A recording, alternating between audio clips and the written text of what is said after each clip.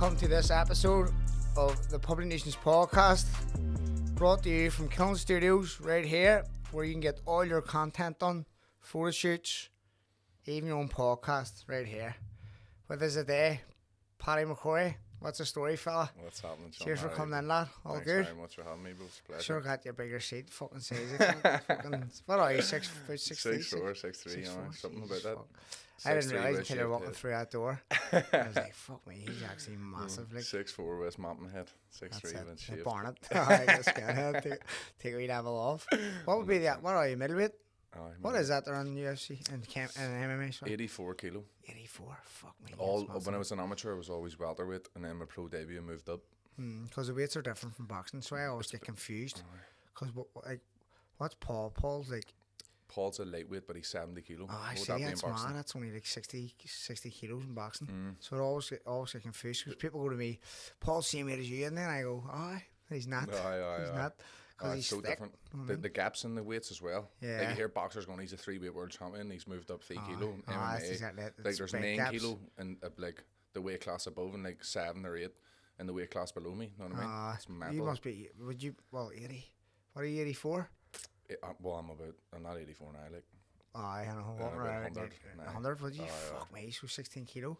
I would drop. I would say I'd probably take off just over a stone. But you used to be tiny. 2 days. I used to be tiny. Like, see, whenever I turned pro, I was my first middleweight fight, and I walked about 86 kilo, and you weighed in at 84. And the fella I fought my pro debut, his fight before, I was at heavyweight, and then he cut down the 84, and I was like, fuck me. He grabbed me against the cage, and you couldn't even see me whenever he grabbed me. I was tiny, like, so I knew I had to put on. You just imagine what they're putting back on after they weigh in. Rehydrating, like, fuck. My first fight in Cage Wars, I fought James Webb, and he said he started his cut, God knows how much out, at 118 kilo he was up at. Jeez. And I was like, I'm walking about 86 here, and he's fucking 110 plus. You're giving away so much, like, especially with disciplines. Yeah. It's not like you can just move and box and be faster, because it's not like that. It's completely 100%, mate. Once they get a hold of you, especially if it's in the smaller cages, it's better. In the bigger cages, you make them look stupid because of no feet work when they're that heavy. But fuck me, it was wild until I put on a wee bit of weight. You know what I mean? Them are walking about with fucking doctors and nutritionists doing it right down to the science.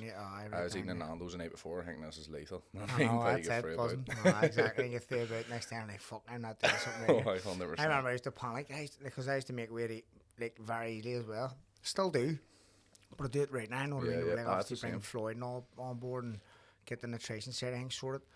But I remember being like, the night before of fight, and I used to be like a kilo over, and I was freaking out. I'm like, what the fuck? If I was a kilo over an hour before the weigh-in, I'd be 100%. Happy. It's mad, like, the more you get to know your body, isn't it? It's mad. Like, you'll see people, like, amateurs in the gym, they're in fucking the sauna on the Monday sweating it out, and they're going at 1.8 to go. I'm like, what the fuck are you doing? They wear sweatsuits for weeks. Weeks like, wake up and do that in the morning. It's crazy, like, when I go in the fight week now, and it's all under control. But if I told someone when I was cutting, they'd be like, what the fuck? But I literally do one bath, one wrap in the morning, and I'd be making weight just because of the... Water load, sorry? I don't water load, just drink like 4 or 5 litres. But I would salt load. I would trust it. I salt load and then just... Salt load and then deplete it, yeah. So just like, I eat the same thing on fight week, just have it tailored, and then just load up on the salt, cut it out, and then I'd be pissing out like 15, 16. What would you go up to after? Like, let's say, get in the ring, what would you go in the ring at? Probably about 97, 96. So 96, 97, 9. 12 kilos? Fuck me, it's still some going. It's still a good load of weight. I feel strong now. I feel like I'm finally growing into my weight. Like, because I always wanted to be sitting about 100. I always thought that would be the sweet spot for me to walk about, you know, like whenever I'm not getting ready for a fight. And then that last fight there, I was sitting 106. I broke my hand. It was after the Ultimate Fighter. I couldn't fight for 6 months because that TV show has to be showed. So they're like, you cannot fight for 6 months. So in them 6 months, I just fucking ballooned up in weight. It was like 106 kilo, and then I started training like fuck, and I couldn't break 105. I was like, oh fuck, man, I had to move up here. But I ended up getting it down, and then the weight cut wasn't too bad. Like, thank fuck. So see, at the Ultimate Fighter, you were based out there, weren't you? So you go Vegas, go for 6 weeks. It's mental, but you go over for 6 weeks. You go over for a week. You know, like in the hotel room before you go into the house, and then you do 5 weeks in the house. But see, in the hotel, you're still not guaranteed to be in the house. So they're going to me fucking go around your family and friends there and take videos of them and ask them how they feel about you going to Vegas. But they're telling me 20 is coming over and only 16 is getting in, and I had the lowest record out of everyone in the house. So I was like, I'm not fucking awesome. My mate's harder to feel about going to Vegas. I'm fucking going to get knocked back here. You know what I mean? I'll be back home in 3 days here. Going away party. Scundered. We get a going away party. Back home later. 1 a.m. is straight. Everyone give you cards with dollars and all that. That's it. 1 a.m. Australian jobs are way over for 2 weeks. Every collecting their money back. Stop waiting on you in the airport with my money. Fucking way. That's why I was thinking I'm going to go over here and get knocked back. Fucking, I only have 5 fights or something. I was been pro fucking 10 years over there, so I was thinking if anyone's getting knocked back here, it's me. But when they go over and they watch it, they get bring you in and interview you, watch you training and all, no, like try and get a wee bit of an eye on you, assess you basically, and then you go into the house for like 5 weeks, and then you come home. Like it's not on the TV for 3 months, and then it's a 12-week show. So they're like, you can't sign the fight or do anything until that. So it was like the fucking longest time I knew I was definitely going to have a gap from a turn pro. So it was a melt. We're interrupting this episode just to tell you about my sponsors, That Praise Guy, doing magnificent things for the community, giving people an opportunity to become wealthy men and women. Also, JFH Social, got that for a haircut, beard trim. Brand new.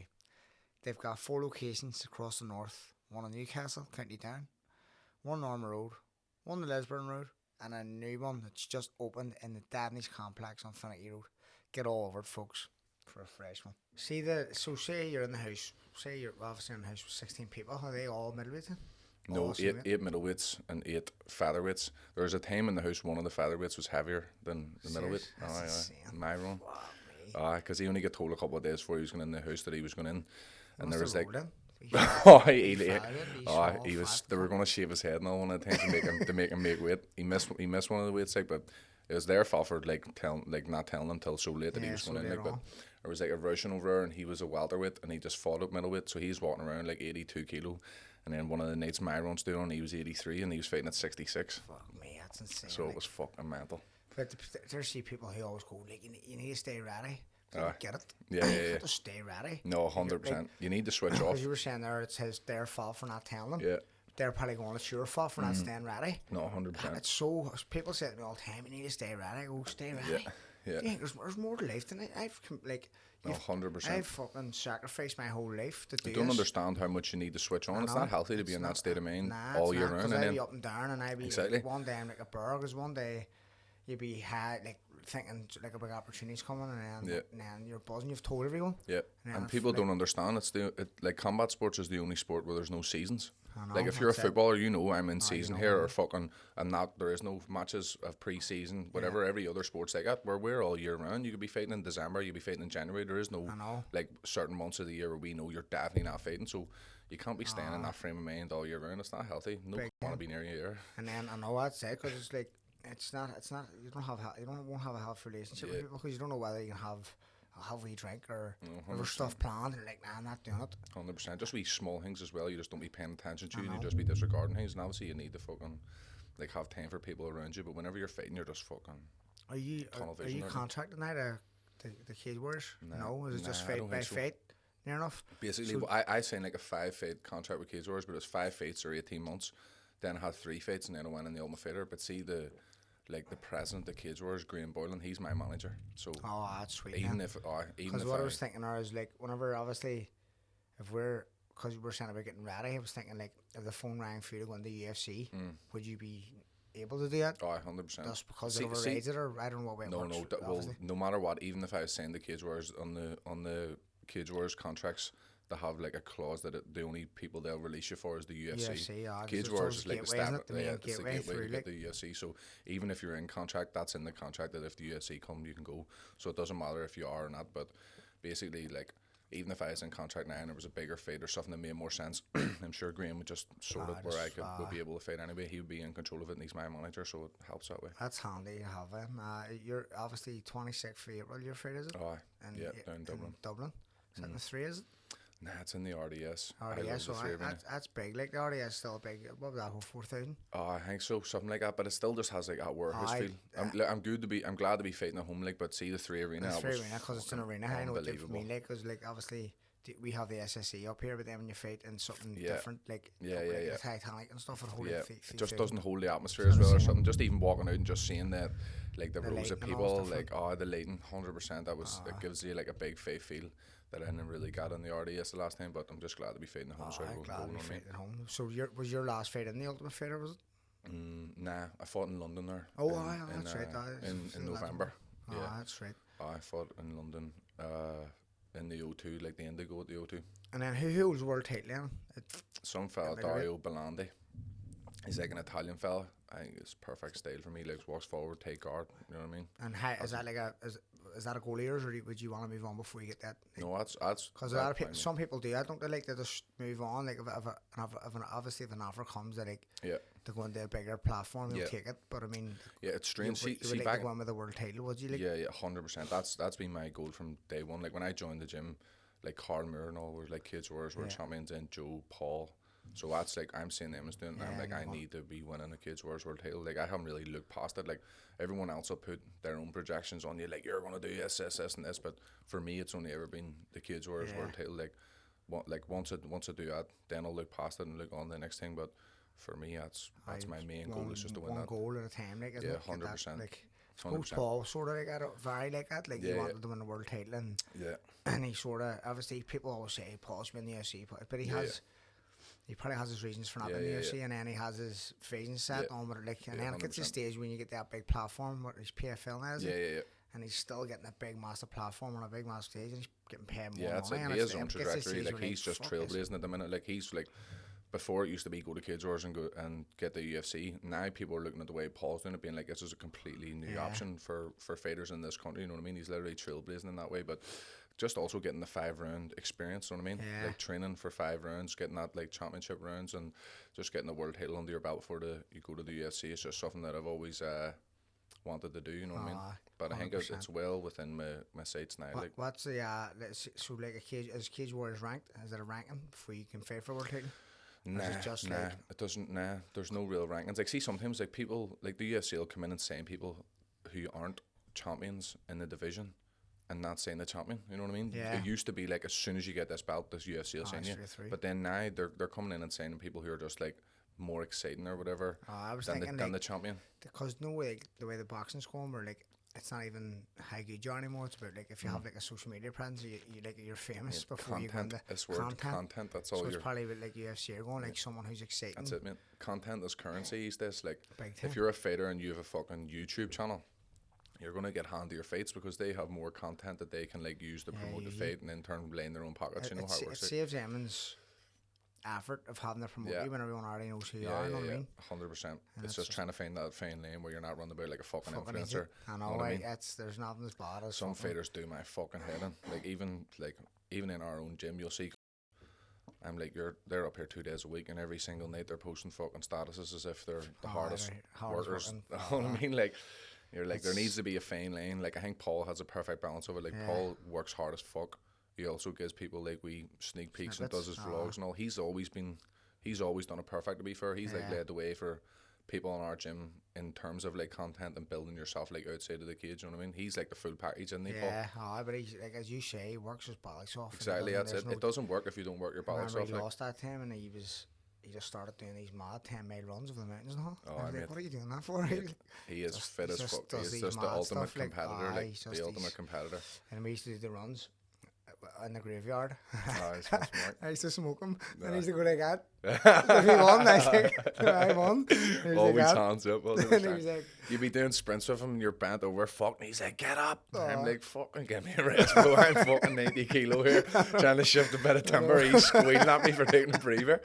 Just a different fucking mindset he has. Like, that's why he is where he is. Like, he's intense as fuck. Game, like, I know, but sometimes you have to enjoy. I'm sure he is enjoying it, like, but 100%. I mean, like, fucking, we better fucking, no, we better relaxation along the way. There's different types of fighters in there. Like, I know, people, when I went in the change room, my change room's just pure crack. I mean, 100%. Constantly jumping and slagging. Like, big Paddy McCorry was in my change room before in the Ulster Hall, and he was like, mate, you're fighting next. And I was just like, we're all laughing and joking, and then I was sitting there pausing and we're slagging about, and they were all like, that's just my way of dealing with it. It's just I don't like getting in the change room and sitting thinking about the fight. No, 100%. Because I've thought about it for weeks and weeks and weeks and what I will do and on that style and what happens if this happens. Especially with your style, being loose is important. So like getting in there and you're seeing people like, but that's people deal with it differently. You know what I mean? 100%. It's not like a one size fits all approach. You know what I mean? 100%.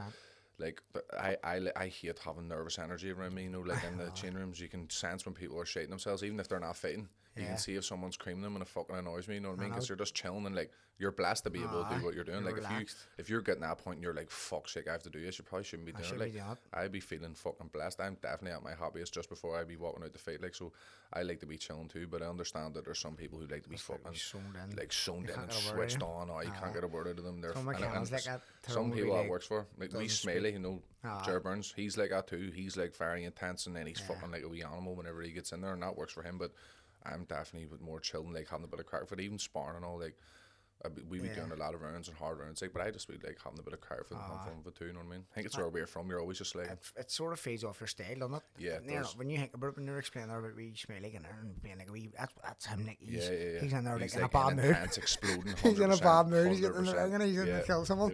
We're in there, like, you know what I mean? We're in relaxed. We're in trying to annoy you, getting you to jump a gun so he can like fucking pop you. And shit, like when relaxed, if you went in all tense, you wouldn't be able to get that like that fluidity of like just moving and fainting and getting openings. You know what I mean? Anytime I'm in being like I want to hurt someone and you be doing stupid shit, you know I mean? 100%.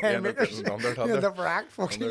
It's like the people going, I'm going to land the big left hook. They're the type of people we make look stupid. You know what I mean? With our skills, so I never want to be going in thinking like, I'm gonna fucking bang us. I just feel I'm gonna.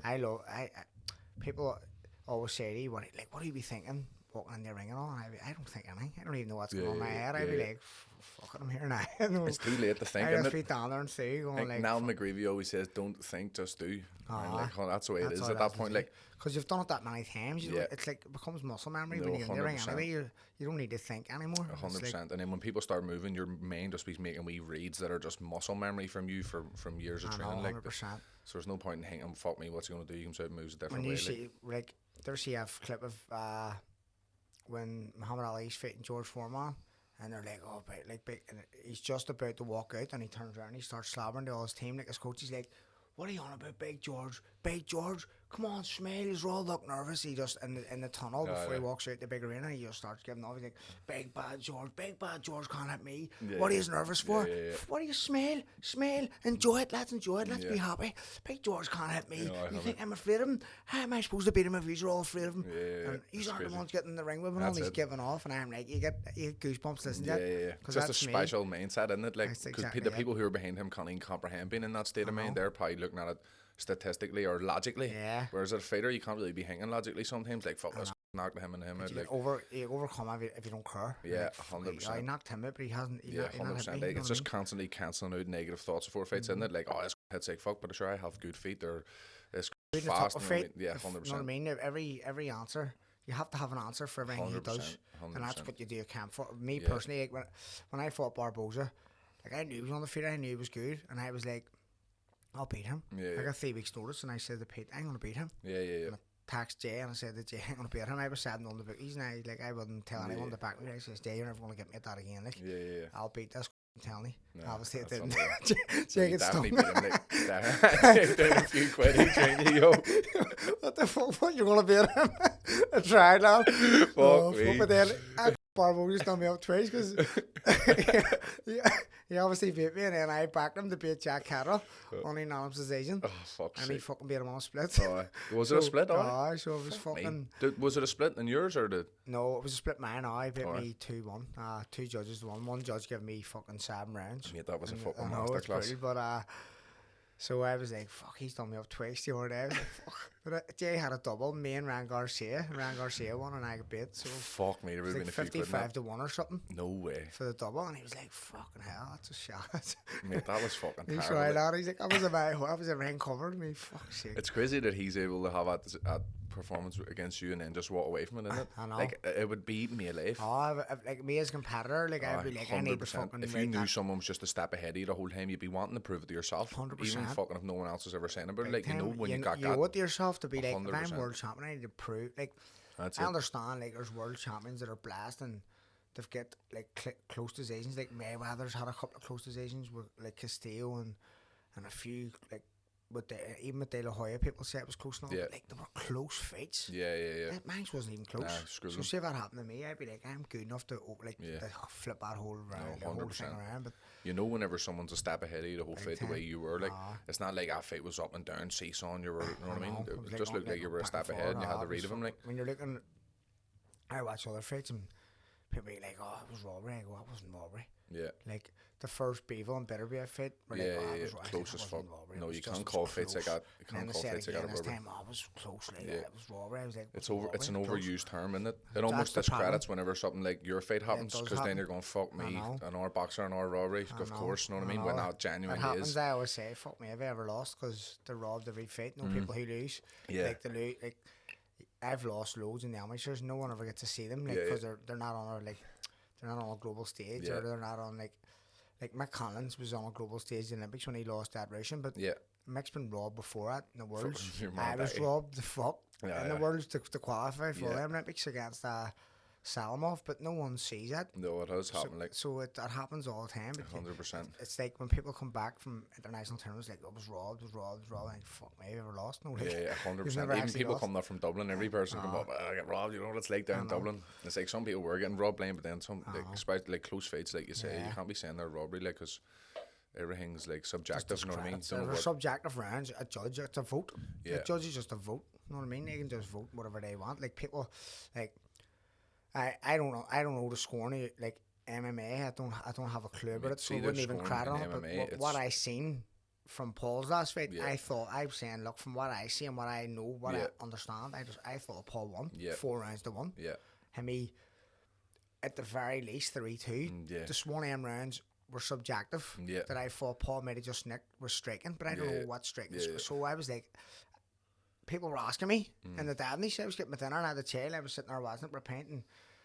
Like, my barber was going, like, Paul won that round, and I was like, mate, I haven't fucking clue. I don't even, this is 2 different sports. It's mad how different they're scored. You know what I mean? I was like, I don't even know me, but from what I'm seeing, yes. Yeah, 100%. And it's MMA is constantly changing. Like 3 years ago, they changed the rules, so it was like, it used to be like if you hold someone against the cage, and if you're doing football, if you're holding them or you win, then they changed it till if you're trying to grapple but you're not doing damage, then you're not scoring any points. So if someone takes you down, you bounce back up. That takedown doesn't score at all. So but in fights like Paul's, they're scoring that over anything. Yeah. But then you'll watch another fight where they're not scoring it at all. So it's not consistent. You know what I mean? Like, they're changing the rules, and then some people are being stuck on the old rule set, and some people are trying to adapt to the new rule set. So, like, Pat's like, what sort of style do you want me? Everyone needs to be held accountable. Yeah, that's it. So every judge needs to be brought in.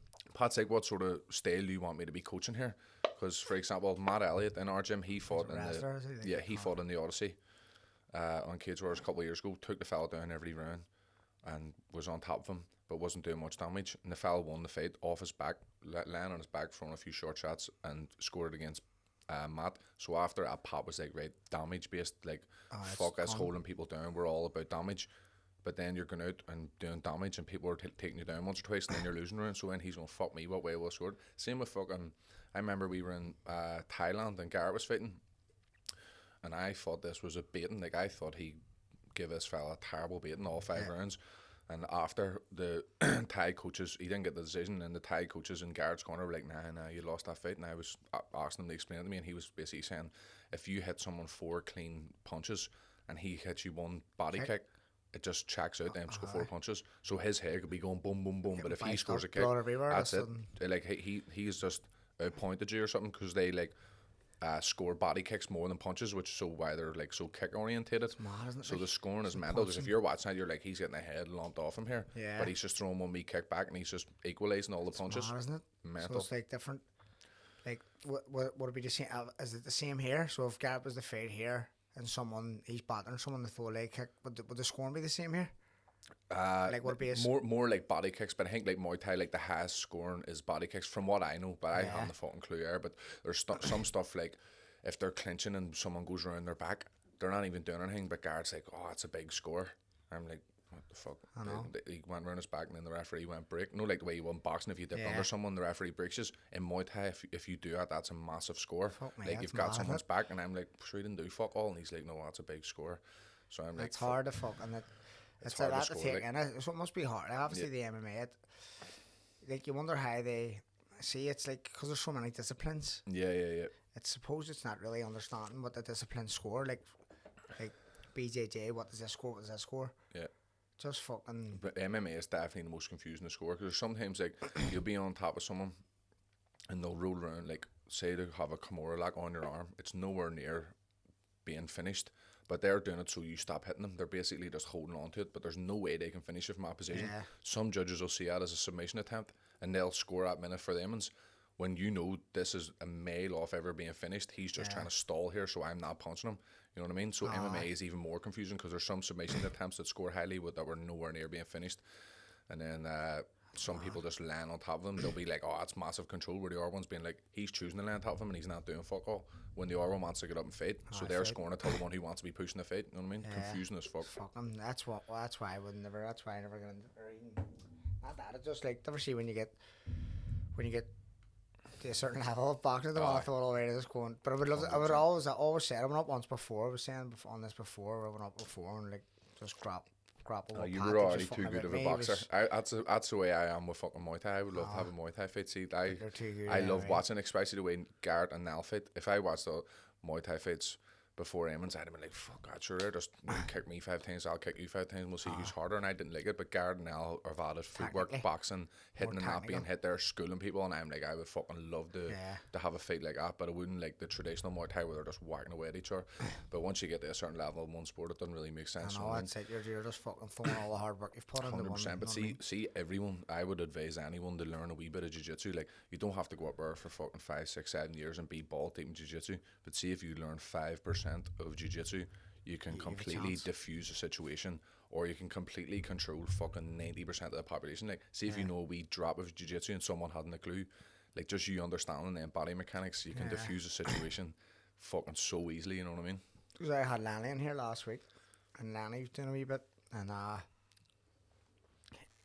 I'll probably get my chain in it now, because it's the way it is now, the way, like, just in terms of like self-defense, obviously I'm going to give the box, like, for disciplinary reasons. Obviously BJJ and all is going to be class, or jiu-jitsu is going to be class for like discipline as well. But ever seen now with social media and phones, it's like if you hit someone taking a move, you're fucking done for assault. 100%. If you just tie someone up, exactly. And see, the thing is, see like even anyone who's like high level boxer or has boxed before or whatever, see if someone starts on you and you're trying not to fight them, as soon as you bang them, it's chaos.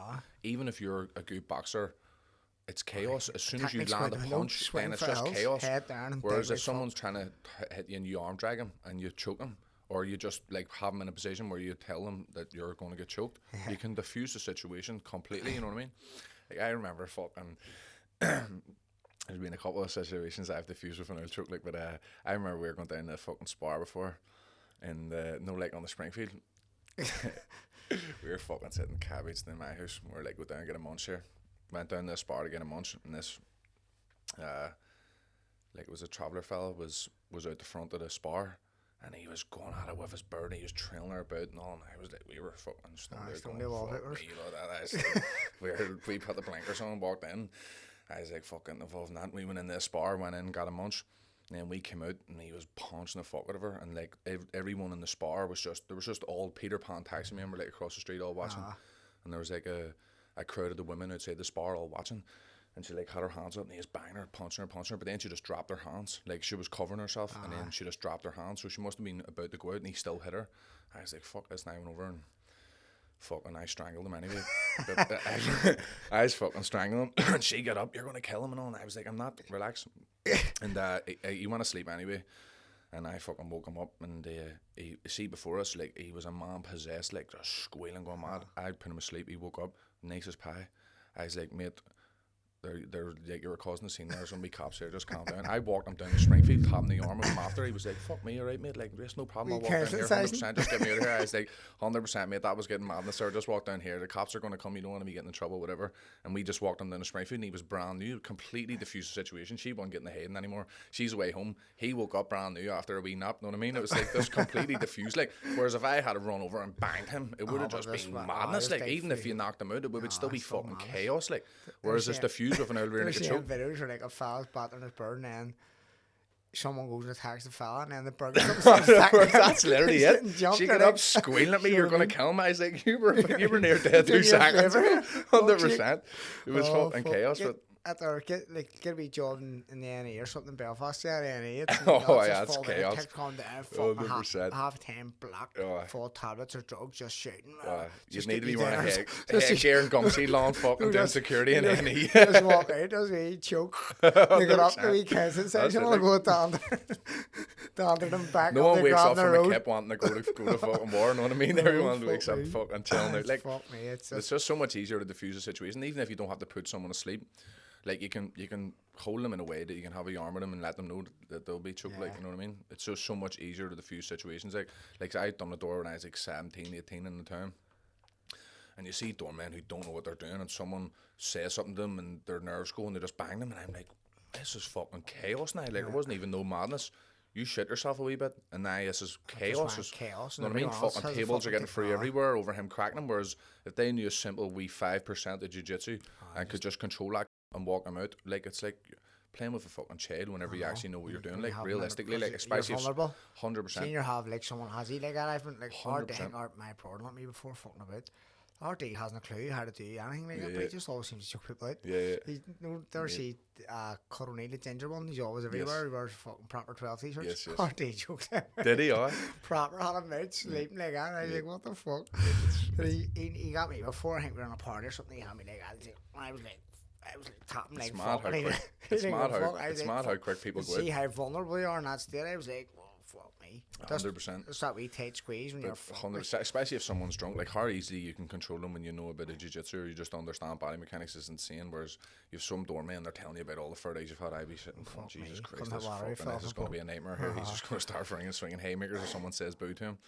It's just so much easier to diffuse with a bit of jiu-jitsu. Like, but people are, the problem is now, I see fucking, like, society, there's so much people involved in like that type of sport, combat sport. You wouldn't have a clue 100%, unless you have cauliflower ears. But like, there's some very deceiving people comes up and they like see Pat. We went to Derry before. Pat obviously has a cauliflower ear. Someone was being cheeky or someone said something. Pat was like I was going, that's stupid, because he's so nice. And he's like, I was going, people don't have know who he's talking to, like. And it's so deceiving. And next thing you'd be landing the deck fucking tied up like a nut. That's why I don't even try and RD's like as mad as he is, like he confronts people if he has a partner. Like, fuck that. One day, 100%. One day. That's it, mate. There's so much deceiving in our gym who look like wee nerds, and even me twice a season when I'm doing jiu-jitsu and they're doing stuff with me and I'm going, fuck me, it's madness. Like, you don't know who you're fucking with these days. Like, that's why you better just fucking keep yourself to yourself. So much people are involved in it, and like we were talking about the way in the car. Even like someone was telling me over there, Victor's up in the FAI. He was up last week. That's all we need. I says, lads, imagine Victor on the boat with bit of jiu-jitsu. Imagine Victor on the boat getting good at that thing. Jesus. He come up last week. Choked out left, right, and centre. Well, I was rolling with him, and I was like, well, and he was like, I'm fucking loving it, and I'm going to train Mondays, Fridays, do 3 privates. That's him full time. He'd fucking be a black belt in a few years. Black belt, no comedy. He choked out. He ended up working on the door himself. Fucking Snoozing Boyle. Victor on the boat. He's barred from every bar in Belfast. If you get up the door, man, I go, fucking, you can't get a pint. See, we'll go for a pint. Victor's going, sit in the house for a carry for his dad. Near 40, and he's just sitting in the house for his dad for carry. Then we're all having a drink, and then he's to meet us after. It's fucking cat, isn't it? What a life. See, the one thing about jiu-jitsu, see if you're going to get good at it, you're going to get humbled over and over and over again. Like, seeing you first go up, see the first 2 years, you're just trying to survive. You're just going, fuck, he strangled me once or twice, and he'd done it 5 times last week. Like, that's the way it is at the start. You're not really getting anyone, but you're just trying to survive. So hopefully, you'd like to think by the time people get to a point where they control people, they've been humbled so much where they wouldn't be out throwing their weight about. You know what I mean? Suppose like once you get humbled so many times, it's like you have to learn. Like, because being humble is like, see, like I've been humbled sparring now before. Like take hands, and I'm like, fuck, and I have to spar the same person like the next day. And I'm like, fuck, but it's near enough. it's that humbling where you make sure it doesn't happen again. Yeah. So like you have to learn quick. Yeah, 100%. Like, that's real it. quick. So that's if you it, get choked out or something happens, you're like, right. Yeah, I need to fucking. And I think, see with MMA, the difference in boxing and MMA for me, see in a boxing gym, like say you went to Holy Trinity, Clonard, St John Bosco, there'll be one or two in there who don't lose around. Like they're the ones in that gym who batters everyone. So their egos are huge, like huge, and they almost don't want you to get to their level because they're the man. Yeah, they don't 100%. They want to stay being the man, so they don't want it. We're seeing in MMA gyms, no one has everyone's number. Like if you might box the ears of him, but then that one beside him will strangle you in 2 seconds, or you might, you know what I mean, vice versa. You're always getting humbled in some sort of discipline. Or see if you did, like say if we were up on a Sunday and Pat seen me cut the head of a few people, he would make someone sit out and put it in an order where he knows I'm going to get humbled. You know what I mean? 100%. So everyone constantly gets humbled, and then see if someone joins, it's like, you know how much you get humbled at the start, so you want to give everyone the lessons and the mistakes that you made so they can like learn a wee bit quicker. Because we're all on a level playing field. We're all up here getting humbled. We're all up here taking Haydens. So everyone helps each other and just shares everything with each other. Whereas I feel like in boxing, whenever I was growing up, like all my mates like fight, so it was always easier for us to do a bit of training. But like I feel like the people who were already Irish champions, they didn't want their mates to be Irish champions because I'm an Irish champion, and if he can do it, everyone can do it. So there's like a wee bit of like fucking animosity almost, even amongst mates I found in boxing. Like I feel like if you join a boxing gym, people were less inclined to be trying to help you and tell you everything, you know what I mean? Yeah. No, whereas MMA, everyone like, is way more humbled and just like genuinely wants you to be better. Like yeah, because see whenever I my last fucking boxing fight, like I knew before I went in this fight, I was like, I'm just fighting here because I don't want to pull out. But after, fuck, I said, put me in my boxing. It was just too repetitive. I was just getting bored of it. But before then, like Aidan Walsh and Conor Burns would have been like the best boxers up here. Can you remember Conor Burns box for Holy Trinity? He was unreal. Strong, hard head. I fought him a few times. Lethal, mate. I remember watching him in like anthems and all, and he was always slick as fuck. But I was fighting this fella, and a couple of my mates were down in Dublin training at the time, and they were like, here, he fucking stopped Conor Burns and he broke Aidan Walsh's ribs. That's obviously a load of bollocks. But beforehand, the only two boxers, like the best boxers I knew at that weight was them two. Yeah. And they were like, fuck you going and winning fights, we're the boxers. So it was like, oh, here, them two best, you know, he battered them. It's no like just so you're shaking yourself as a kid. So I was going in expecting this to be a world beater, like first round, no, like cagey as fuck. Like and then about halfway for the second, I was like, what am I doing this? Sweet as, and just school him the third round, and was like, why the fuck was I going in there freaking out? But it was because they were like, oh, do you know your man, he's class, he's putting him on a pedestal. Put you off your game, know what I mean? It's like, it's almost like, 100%. Well, if they can't beat him, you can't beat him. 100%. Whereas I feel like in MMA, I don't know if it's just our gym, like I've obviously been blessed to be in such a good gym at Fight Academy, but whenever I've joined, and even whenever my mates are joined, everyone's like, come up here, we've got everything covered, everyone wants you to do well, everyone's like fucking trying to help you out as where they can and like give you a hand up. Whereas I feel in boxing, because people can go 3-4 years without ever getting battered in their gym, they grow this ego that they probably don't even notice, where they want everyone to stay down and them to stay up kind of thing, you know what I mean? It happens, I believe it happens underage a lot. Like when you get, see if you think of the amount of people who win Irish titles or multiple Irish titles before they hit senior level, and then they get humbled when they turn a senior, and then they just go, that's it, leg it. That's it. I remember whenever we fucking boxed, John Collin used to always talk about saying, I'm creating senior champions, I'm not creating schoolboy champions, and I was going, what's he talking about? I want to win fucking championships now. But it's only whenever you grow up you realise it actually don't mean fuck all till you're senior. Like there's people who never win a schoolboy title, and then it's senior to just take off, or a pro to take off, and vice versa. There's people who win everything in schoolboy and don't do fuck all, and no one even knows them now, you know what I mean? Me and Pete Taylor, like when we were together, we talk about it regularly. Like I won my first Irish title when I was 15, and then lost when I was 16 in the youth twos, and then won the under 18s, won the intermediates, won the under 21s, won the Irish seniors, won the Irish seniors, won the Irish seniors. I won when the matters. No one. RD, my brother, won. Boy, he won them 5 times in a row. From boy 2 right up to youth 2. And then went off a Boyle after that. I think he won the Ulster seniors or something. But like he never done nothing after that. He started working and shit got in the way. Where I done the opposite. You know what I mean? And then loads of people I grew up with, like. Or someone who beat me 3 times, Michael Glendenning, he actually done MMA for a bit as well. From Derry, he beat me 3 times. Michael and Calm. Michael beat me 3 times in the All-Ireland final and the Ulster final. And now he's nowhere to be seen, know what I mean? And that's what happens with loads of people, because when you win so much, see, like, I says to kids now, I would say like they are coming, no, see all him underage boxing, it means jack shit. 100%. No one remembers an Irish champion from boy one, and even if they do, what did they get for it? Yeah. Nothing. It only matters when you develop as a senior boxer. Yeah, 100%. It'll probably even stunt, like, obviously it's amazing to win an Irish title. I would have loved to win an Irish title when I was a kid. And I'm not, like, obviously I'm not shitting on people who have won an Irish title, but it probably, like, if you win it so early, it probably stunts your growth where you're like, I'm the man, I want to do everything to keep myself the man. You don't really want to go in and fucking get humbled and do the hard work and make yourself vulnerable. What you need to be doing to get better and continue to keep progressing, you know what I mean? You'll be like, if I was the man last year and I want to just stay the man and, like, stay on what they have. So there's definitely people who fucking, like, peak at the wrong times. And even in MMA, you'll see fucking sitting at amateur and have 6 belts and all these shit shows, and then they turn pro and fight a decent pro and they're getting bothered right away and just stop 100%. It's just different.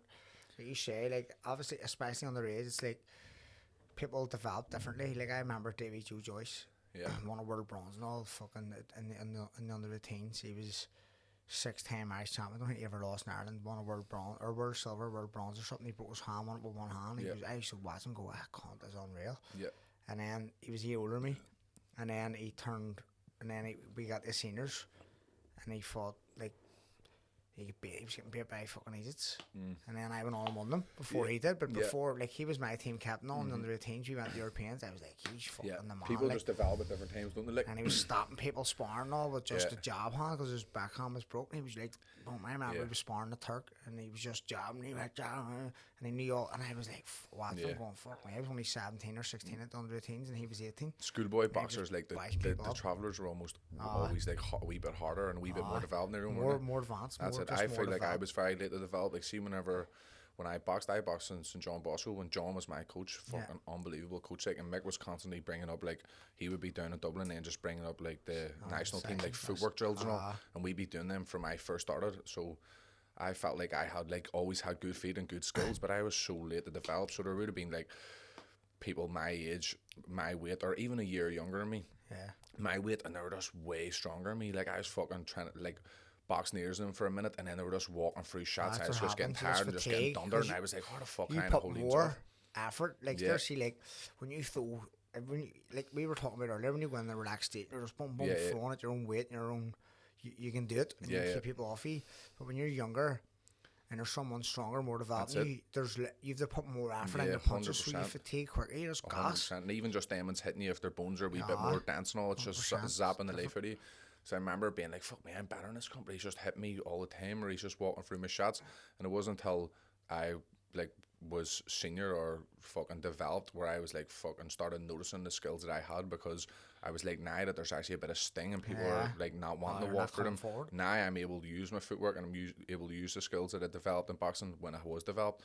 But whenever I was a kid, there would have been some people, like I said, a year younger or whatever, who were just fucking way more developed than me at that time and just way stronger. I know, that's all it is. I remember I fought John Joe Nabin in the Irish seniors. I was 17 or 18, and he was his world bronze medalist. And he was going to, it was 2012, so he was going to London Olympics. And semi-final of Ireland's and first round, I remember going out, like being cagey because he's class, obviously. And I was like, fucking thing. Come back, it was 3 each. And I was like, he's not that good, like I can beat him. And then the second round, boxing like fuck again, boom, come back, was 2 up. I was like, I can beat him, like he's not that good. And then the last round, he was just, as you say, just well more developed me, just 100%. Walking through me. That's it, especially for our style. Point. So I was gassed. The last round, I was exhausted. I put so much into the first 2 rounds, like using a lot of energy, unnecessary energy, putting on the shots, like trying to keep him off me, and that's it. I was 2 up, and I was like, fuck, excessive energy, that's it. Like you'd be doing all the right things, the right feints, setting the right traps, and then banging on the perfect shot, and they're just walking through and throwing 3 shots back, and they're like, fuck me, I just spent 100%. That's me bad point in the end. He beat me 13-12, and I was going, fuck me, like. And then from there, I was like, fuck, like. I was blaming it on high performance. I was going like, he's training full time. He's a full time athlete. He's on fucking 50 grand a year, tax free money, and I'm up training holy training. 100%. Whenever I boxed, I was like, all these people have been doing it. They've been doing it way longer than me, and that's why I'm not as good or I can hold off. But I was like, my last boxing fight when I was in 4th or 5th year, and I was like same height, 6'2", 6'3" at him, and I was 57 kilo. I remember I was walking around at 60, and I was like, well, if I'm walking around at 60, I'll just fight at 57 and see a 3 kilo dropping as a kid. because it wasn't developed. It was a fucking nightmare. It killed me just 3 kilo. Like I'd fucking drop out in an hour and I know. Doing a weight cut, but then it was just massive. Just that 3 kilo coming off me because I was already so skinny. So I wouldn't develop till late as fuck. But then it was like basically the perfect storm. Whenever I joined MMA is when I had a bit of a growth spurt, started putting on a wee bit of weight. I just started maturing a wee bit more, and then it was just momentum. You know what I mean? I know that's like, I feel like I was definitely a late developer, like Daphne. Oh, and I was 100%. see now, like I'm 32 now. You're gonna be 32. Fuck, I'm not coming in the prime. 100%. I'm literally in the prime of my life. Like even in my lower 20s, when people were like, isn't it? I was like, seeing I'm 27, 28. That's when we'll see what the crack is. Like, see, whenever I'm fully developed, like I'm starting to get a wee hair in my chest and all night. You know what I mean? 100% wee stripes. I'll never say what about like out there. Bring back the V-neck t-shirt. The shirt's fucking open, buttoned the whole way down with 2 hairs out. You know what I mean? Like Homer Simpson's head. Fucking loving it. Who's down there and shouting all no fainting the people bypassing me looking at you. 100%. Like, but that's it. I knew I was fucking late to develop as a kid, so it's gonna be the same with fucking like getting your man strength. You know what I mean? Like obviously, I sprouted up, but in terms of getting that like actual bone density in your man strength, I do think it'll be in my late 20s for me. So so even like, and then you'll sustain longer, and you'll stay in a peak for longer when you're late. Like people think you're done when you're 30. Oh fuck, he's 32. He's done. I'm nowhere near done. Like you know what I mean? 100%. And I look at people go like, there's people who've like, I know people who's been pro for like 10, 12 years now. 100%. And they're done. That's it. I know people in their 20s now, late 20s, and I'm like, they're already slowing down. They're done. Like you can see it because they've peaked so soon. 100%. They've peaked so soon. Went too hard, too quick. Even when you look at Wayne Rooney, people go, "Fuck me!" Like Wayne Rooney, he retired when he was 33. Footballers retire and take no fucking nap. He looked about 70. He looked about 100. 100%. You know what I mean? He's mad. Like he made his pro debut when he was 17. Yeah. So he literally played from 17. He was 33, and he dipped real quick. You know what I mean? When he left United, that was it. Boom, he just dipped. It's crazy, like the difference in peaks. Like you just never know when it's gonna fucking happen for you. Like there was a wee man in my class, Mark Sykes, and when we were in school, he was always like a good footballer and all. But there was like people about who you knew were lethal at football, and you wouldn't really thought he was lethal at that time when we were halfway through school. And then we started getting 5th and 6th year, and he started just getting lethal. Now he's like playing for Republic Ireland. He's across the water. He's flying. But there would have been 20 people you didn't name before him who'll be across the water back then. And now half of them aren't even playing football, and he's fucking flying. He just took off whenever it mattered. Know what I mean? I know, that's exactly it. It's no, man. It's because kids can give up. That's before it because there's so many people good around them. That's exactly what I mean. So it's like they're never going to catch up. Kids, like that's why I think it's so rare that like people go like, "Fuck, I was better than him when I was in school. I played when I was in school. I was better than him." Or no what their attitude. I know you were, but it didn't matter back then. Exactly. You know what I mean? It means jack shit. 100%. Even like in my team, there was 2 players played. We played for Hawthorn. Like I left Newhill, joined Hawthorn. So all my mates from school, we both all played for Hawthorn, Barry Rock and all. They all. So I joined Remens, and then Tomas Cosgrove joined because he went to school with us, and Rory Danley, and we played in Newmill. And Newmill had like all the fucking superstars, Framer, James E. Muir, Stu. They had a smashing squad. Like we played them like a Crickie Shaw Memorial Cup. We drew one each one. And Joe Kerr, obviously, like they had the best team in like Belfast, so they were like, we're going to take 2. They asked Bobo to join and they asked Boyle to join. So I said like Framer and all, why did they not ask Tomas Cosgrove and Rory Danley, our 2 best players? They're like, they're not going on for us. I was like, they're our 2 best players. They're like, they won't even get a sniff for us. See, about a year later, Rory Danley's were playing for Swansea. And Tomas Cosgrove's played in the Irish League ever since. It's mental. And none of them players in that team, not one of them players in that team played in the Irish League. Yeah, it's so mad. You know what I mean? So I'm going like, that was only a year. I was like, we were all about 17 or 18. And within that year flipped, Rory Danley was over playing for Swansea, playing against Arsenal. And fucking it's so important to stick at it in the Clinville first team. And none of them is there. 100%. See, I played for Clinville whenever I was a kid for a couple of years, and there was a fella on our team, and he played for United Academy, and he got Player of the Year for United Academy, and like Roy Keane, fucking Paul Scholes, and all was on this plaque that they won in United Academy, and I was like, he is the man. Like he's going to be a multi-millionaire, and this, like, you know what I mean? He's probably paying their decorator now. He's fucking never doesn't even play football for any local teams.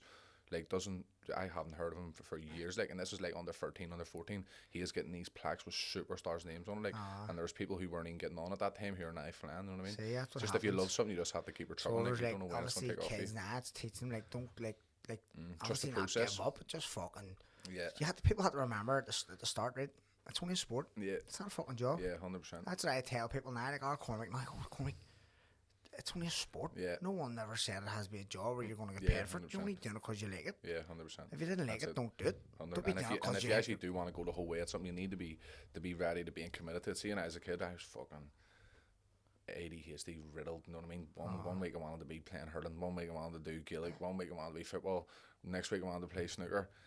Fucking, you know what I mean? Just trying every sport. But then see, when I was like 16, I remember it was when McGregor was on the come up, and I always was like, there was always just something in me that was like, I'm gonna make it. You know, like 90% of the time I couldn't have told you what in, but I just had something inside me that was like, you're like special, like you know what I mean? I don't know what it was, but then I watched John Kavanagh and McGregor, and John Kavanagh was like, it takes 10 years to become an overnight success, and I was like, fuck me, I've never done anything for 10 years. Like, fuck, I do something for 2-3 years. I think it's run its course. If I haven't made it in them 2 years, then fucking scrap it, and I need made fucking go to snooker here and become Ronnie O'Sullivan, you know what I mean? So when seeing I joined Fight Academy, there was people who were smoking me.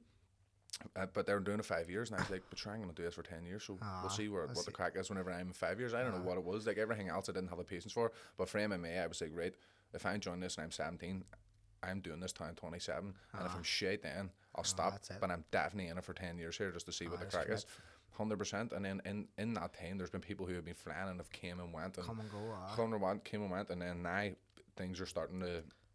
like take shit from me, you know what I mean? Nearly 10 years down the line, 9 years down now. I know that's I'm the same as you. As the same as I known as was a late like developer. When I was in school, I used to argue with my teachers, going like, "Just go box, mate." And it was a bad attitude for me, mate. Like, no, but and I was like, "Just go box." 100%. Whenever I joined Fight Academy, like as soon as I joined Fight Academy, I had a job in Murdoch's. I just never went into school. My teachers ringing my man Daniel, like, just get him to hand in these 2 pieces of paper and we'll give him, because I'd done like OCR at Siffier, and they were like, we'll give him his grades if he hands in these 2 pieces of paper. And I was like, I don't need to, sure, I'm going to fight. I'm just fighting now. And this was just from the start of me being in Fight Academy. It just takes a few people to have that belief in you too, like have like seeing you what you see too. I had people like that, like fucking like see the Conlons, they proper like and like showed belief in me when I was younger. No, like Jamie would have took me down the Brains gym. Mick would always looked after me, and John too would have like showed belief in me. Then it would have been Donard, and then Pondo. Pondo. Shout out to Pondo. Pat and Shando. Fuck me. Shando and Pat. Fuck, everyone's doing that now. We'd be slagging them in the gym, that, and now we're all doing it, you know what I mean? But fuck me. Then them two like show believe me, and whenever they were doing it, I was like, fuck me, they must see what I already be feeling, you know what I mean? I remember we were sitting in school one day, and the fucking teachers hated me in St Mary's. I was a wee from down the road, you know what I mean? They're all GAA heads. I wasn't playing GAA. I was from down the road, smacked out. All the teachers hated me. Like, but one day someone asked Paddy Cunningham, though, him play front of him, and they were like, if you think anyone in this class will be a millionaire, who do you think? And he goes, Paddy. And I was like, I remember it was like my 3rd year, 4th year, and I was like, I fucking knew it. I knew I was going to be a millionaire. And now he doesn't even know me, and he can see it. I know. So I was like, so I'm fucking definitely going to be a millionaire here. If this random fella saying he sees it, and I already feel it, I definitely know something's going to take off. You know what I mean? It's meant to be. Oh, 100%. Then I never done anything for a few years, and then I went down and sparred Joe McComb, and Donner was like, mate, what the fuck? Like, you have skills, like, you need to be doing something. And then just that wee bit of belief in you can fucking do the world of good. Like, then I was just reassured, like, it's not only me, like, I'm not delusional. It's not only me who thinks I fucking have skills here. Like, there's other people who believe in you. I always remember Mick and all saying, like, I obviously watched you when you were a kid. I watched you in the albums before. I was going, fuck it. Like, I remember saying, fuck, he's good. Like, you made him 57 kilos. Oh, I made late as fuck. And I was like, fuck, he's good. Like, you were tall and good boxer. I was like, fuck, he's good. Like, so it was like Paddy Henderson. They're called yours Paddy Henderson. Yeah, 100%. Like, I remember I remember when I fought in the Conway Mill, and like a week before we went down the All Saints, and fucking we fought these two fellas, me and my mate Mick, and Mick Burnjicom, and we would have had spars. It would have been even, like we would have all been around the same level and sparred, and we went down and I fought this fella Dean Spence, got beat by a fella called Dean, I think his name Dean something anyway, but got beat by him anyway, and Mick got beat by a other fella who was like, we were about 12, 13, this tattoos in the army. We were like, what the fuck? I remember seeing him before Mick fought him, and I was like, no way. And like Mick got a terrible time. Like, like busted up, and I was like, fuck. And so they were like, right, you're fighting them again a week later. So I was training like fuck, being like, I need to get this win back here. We're fighting them on our club show a week later. And I went down. It was Conway Mill, everyone from about there. He was there, and they were like have the programs upside down. And I was like, why the fuck he's going? So I went up, and it was me fighting your man Dylan Matchett. And I was like, oh fuck. I was like, I'm gonna get bothered here. And fucking John Conlon pulled me aside, and he was like, we made you fight him for a reason. We believe in you. You can do this, this, and this. No, they just got me psyched up. And I don't think I've ever fought better than this in my life, bro. He was like, this fella was just running at you, throwing bombs. And John was like, waiting on him in Orthodox. When he rushes, step back in the southpaw and check hook. Yeah. I just spawned this over and over and over again. It's falling for the ropes. His corner squealing at him, stop running in. I was just waiting. He was running. I was just stepping, boom, check hook. And he was just falling for the ropes again. And I remember after, fucking mad how long this was going. I still remember this was on BBM, and Jamie wrote on it like Hendo was a star or something. And I was like, because they've always said like and I watched and I was like, fuck, mate, the belief that they showed in me at that age, fucking like, see, when you show at that age, like I think Mickey Hawkins was like has like an eye just for knowing, like if we talk about development. Like Harry fucked me to a club and all. One stage I was barred from Holy Trinity premises. I robbed youth club when I was a kid, me and a couple of my mates, and one of my mates turned on me, right? So I get scooped. The priest fucking barred me off all premises. He used to take me in, like with the senior boxers when Harry wasn't there. Harry's a caretaker, Holy Trinity at this time.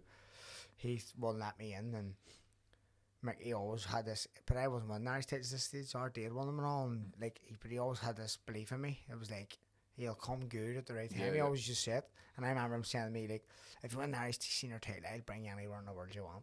Serious? He still has not, but one it's thing. Mad, Usually 3 holidays. It's mad that there is like figures like that who have such an eye for development. Like, see, John Conlon, we would have been down in Dublin, and there'd be people winning 5, 6, 7 Irish titles, and he's like, see him, he'll not do anything as a senior, and the vice versa, there'd be people down getting bait, and he was like, see, when he's older, he's going to be a fucking cracker. It's mad, isn't it? Because he was very rarely wrong. Know what I mean? So like the way Mickey's seen that in me, who wasn't, but they've seen that in you, because you've developed the skill, and it's like, never see when someone shows you something, and you can do it, within 1 or 2 times, it's like, no, like throw a hook this way, 100%. It's like, people can't do it, but you just get it. 100%. I think when I started boxing, because I boxed when I was about 7 or 8 in Corpus Christi, because I was too young to go to like the local boxing gyms, and went up there.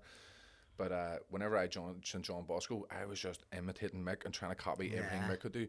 So it got to a point where I like knew like almost advanced footwork, but my fundamentals were shit. I was skipping fundamentals. I was trying to do like the fucking elite, like the national team advanced stuff before I was walking forward, back, left, right, and actually understanding, setting up a shot, and I was doing all the feints and all the high level feints, but I didn't know why I was doing them, you know what I mean? So then when I started training with Donald, he like stripped it all back. He was like, right, you have good footwork, but fucking this is shit, not shit. Your that's it. Your foundations aren't there. And obviously John was just trying to tailor till the room whenever Mick and all was training there, and we were just trying to catch up. But Donard, like whenever I went to Donard, I was like, right, I can do all this fancy stuff and change stances, fluid, but my foundations were shit. And then Donard got my foundations on, and that's when I felt like it all was clicking. Strip it back, you've always got that. Don't need to work on that. 100%. Because when I started training with Donard, he was getting me to do the most simple stuff, and I was falling over myself. But you're like, fuck this. But 100%. Just the simple stuff, and your brain's fried, and you're falling over yourself. And I was going, fuck me, I thought I had good feet, I can change stances, and now I fucking can't walk forward back in a straight line without my feet coming together. Exactly. Really just basic stuff. That wee small distance. When I lost like in the majors, I would have went and sat and watched the rest of the tournament on my own, like, and I watched the Kazakhs, the Cubans, the fucking Uzbeks, and I knew every stage. I knew what they'd done, I knew where they'd done. I was like, and that's I just learned so much from watching fights, can't you?